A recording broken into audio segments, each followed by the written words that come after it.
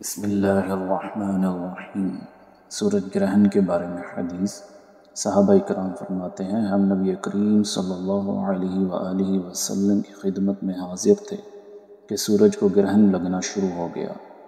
حضور اکرم صلی اللہ علیہ وآلہ وسلم چادر گھسیٹتے ہوئے مسجد میں گئے، ساتھ ہم بھی گئے۔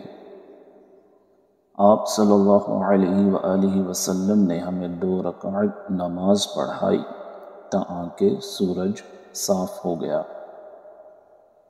پھر آپ صلی اللہ علیہ وآلہ وسلم نے فرمایا کہ سورج اور چاند میں گرہن کسی کی موت اور ہلاکت سے نہیں لگتا،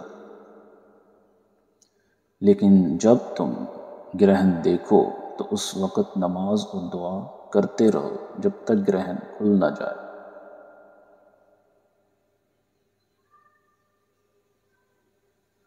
صحیح بخاری، حدیث نمبر 1040۔